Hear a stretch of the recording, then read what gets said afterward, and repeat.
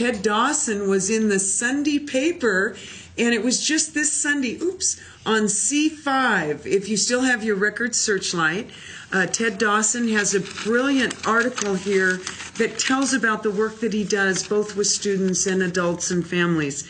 Ted Dawson is a teacher who takes his students back in time, back to a lifestyle that predicates the earliest white settlements in our region. Just briefly, I want to mention a few things. Dawson's 63.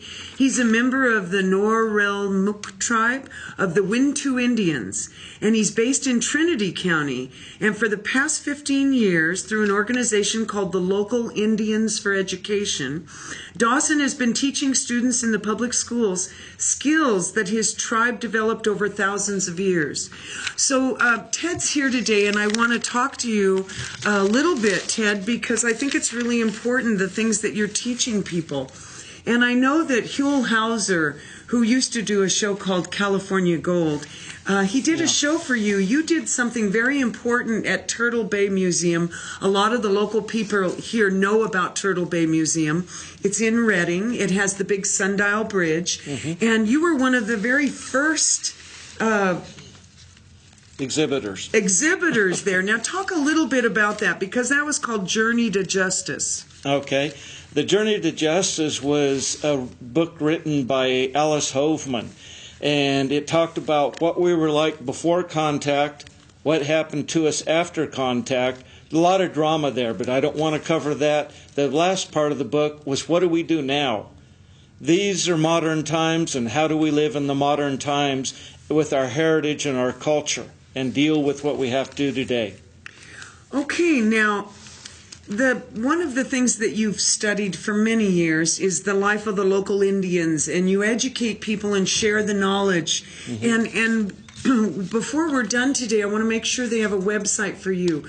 You have a little brochure, but you're a Native American herbalist, and this is important. People that are watching this show need to know how to contact you.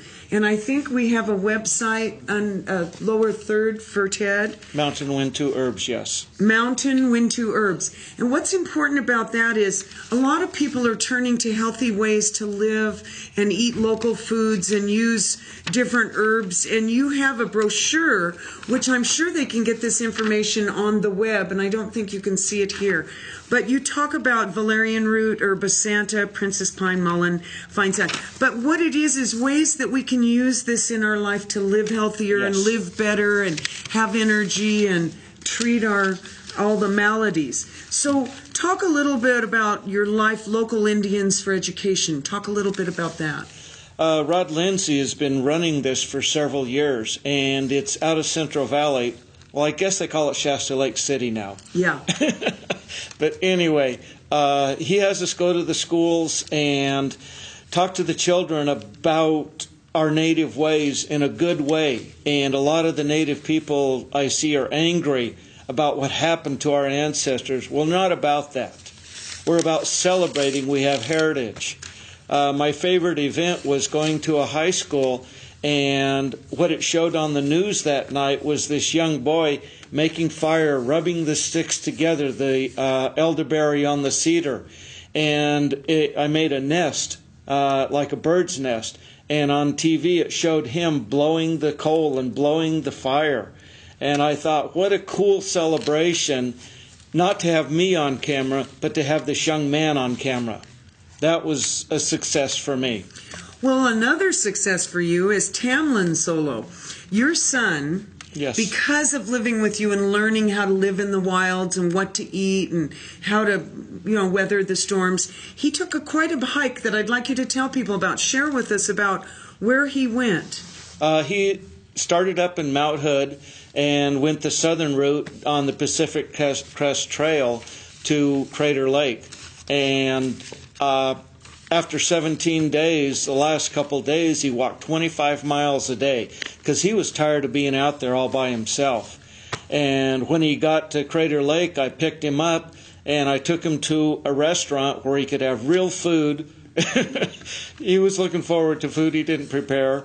And then I took him to a hotel where he stood in the shower as long as he wanted to be there. And then he got to sleep in a real bed, and he hadn't done that in 17 days. 17 days, and let's remind people he was 18 years old. Yeah. But he had learned growing up with you how to survive in the wilds. Yes. He said he was trying to catch up with me. When I did my rites of passage, they dropped me into Canada. I had a wool blanket and a knife. No shoes, nothing. I mean, I ate termites, and it took me 6 days to kill a deer and make some booties because my feet were getting raw, and it was pretty bad. So you called that a rite of passage or something? Yes. And is that an Indian tradition? Yes, it is. And so they want you to really be tested for everything you remember about survival and living in the world. Yes. If we didn't survive that, then... how do you survive the rest of your life? Yes. Okay, now this was a brilliant article that was written by Tim Holt. He's a local, Tim Holt is a local, and he said in here, Dawson likes to take folks of all ages on nature walks, helping them spot the medicinal and edible plants, and his people have used through the ages. He tells stories about the treks he and his son Tamlin took, and if you see him do a presentation at this Best of Mount Shasta, he'll be sharing a lot of information with you that you can learn from if you've ever we have people that have gotten caught in snowstorms and things. Of course, that's a little different. But also you can show people how to make a cure for poison oak and out of a manzanilla bark. So there's different things that you've learned, different herbs and things that are right here in nature, that when one poison oak leaf scratches you, another leaf or bark can help heal you. Yeah. Talk a little bit about some of the herbs and things that you use during the trails for treatments and maladies. At the conference, I will be doing a walk every day, and the walk will start at 1 o'clock, but it'll start where the people are standing and not realizing that the plants they're stepping on are medicine. There's a plant called plantain. It will stop bleeding instantly, and it's the best Band-Aid you could ever have. And you'll be showing people how easy it is to spot. It's right there where they're stepping on it. Yeah. And dandelion. Dandelion is the most perfect plant for women. There's a book called that Susan Weed wrote, 35 pages about the dandelion. And I point that out and teach people all about the dandelion. Awesome, awesome plant. Okay, you like to emphasize that you're not a tribal medicine man, that he has no medicine men or chiefs as ancestors, that you're just one of the Indians, but one with a passion and an interest in traditional healing arts. A lot of people these days like to say, well, my grandfather was, this great chief or whatever. And I love it that I can't claim any of that heritage. But you're really one of the few people that teaches these primitive ways. I don't know of anybody else that does that in this area. We have to keep it alive. If our ancestors, if we lose what our ancestors had to give us, we have no heritage. And it's very important to me. Even though I'm half Scottish, I lean toward my ancestral people. Oh, I didn't mention when we were talking about Tamlin. The name Tamlin is an ancient name from Scotland. There's many, many stories about Tamlin. If you want to get on the internet, you can find about Tamlin. And he is living true to his name. So now, tribal council, say this for me, Norelmuk? Norelmuk. The name Muck means turtle.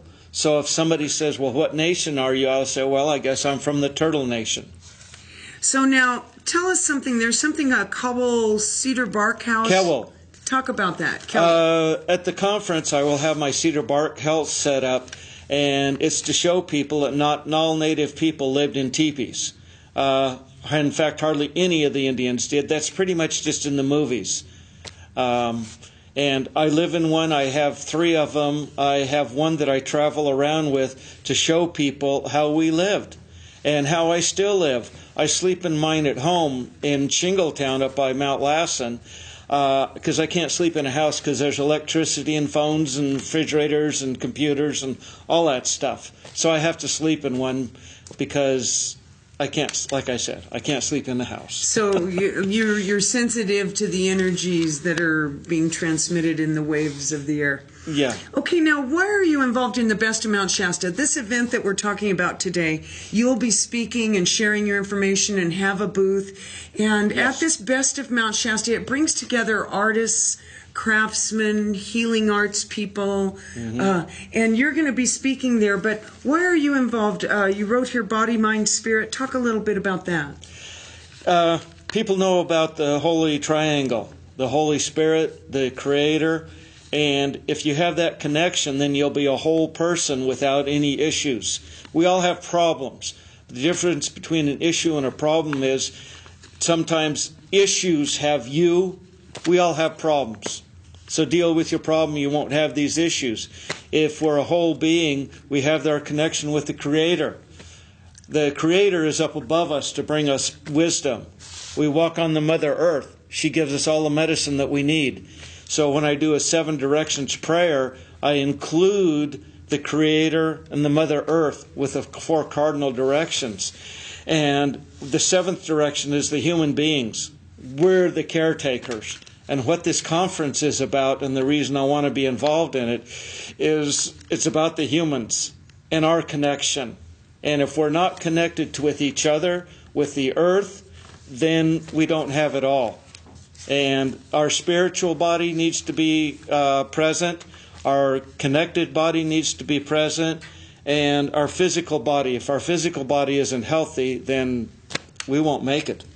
I think we're learning more about that as peoples. I think we're all becoming more aware of how this generation, you were raised in Redding, you weren't raised under a pine cone, No, I wasn't. So it's important for people to know that you've learned how to go back to the earth. Yes. And so, but I think a lot of people are looking at that. I notice in magazines we have Mother Earth and pioneering and survival, and there's a lot of magazines out now where people are looking back to the earth about from whence we came and what's there for us, and really trying to get away from all of these packaged processed foods and get into natural foods.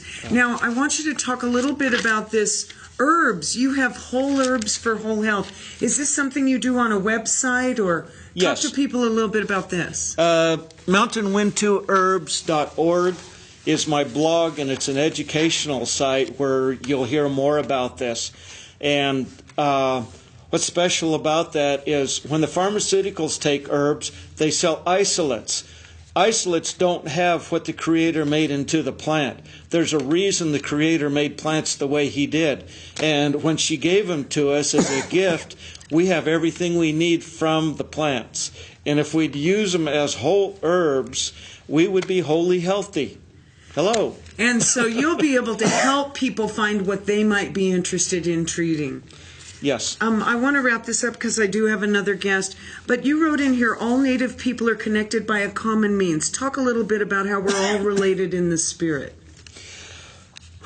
And this conference kind of showcases that. Before the non-native people got here, and the difference between Christianity and herbal health, Indian health, native health, is in Christianity there's a separation between the Creator. People call the Creator God. We call the Creator Lilbus. There's no difference between a Lilbus and God. It's the same one. We all pray to the same Creator. We lived every day with the blessing and with the knowledge that the Creator was watching out over us. I pray every single day and many times throughout the day and say, Creator, give me guidance on this. And the Creator brings me with that. And that's the difference between the native people and non. And if we would all listen to that. Charlie Tom talked about love. And every time I've ever been around Charlie Tom, he said, people in their minds get disconnected. People in their hearts are connected. So it's important for all of us to come from the heart. We have to listen to our heart. I mean, we really have to believe what we're feeling and do the best we can to share. And that's what Charlie Tom teaches. Yeah, he's the greatest. And it's a great calling in whenever he's there and he does the drumming. It's like in the old days, I remember they would hear the drums and people would come. And I feel like when he starts an event with drummings, he's calling in people from the hills. Yes. You know, in this town, we were a lumberjack town, and we used to have a siren that blew every day at noon to tell all the loggers that were up in the hills Yes. to stop and have lunch. They don't do that anymore, but it used to blow a big siren. Yeah. Oh, by Okay, the way, one more thing you want to say. on the 4th, you can get some of my products. I will be donating them. Okay, so we'll have those for people to sample and see how you label them and Yes. what to look for. So on May 4th, we have an event across from the post office in Mount Shasta, and that's a Saturday from 3 to 6. So if you're doing your yard on Saturday, come on down at 3 o'clock. And there will be some of the herbs and some of the brochures, and you'll be able to get more information about Ted Dawson.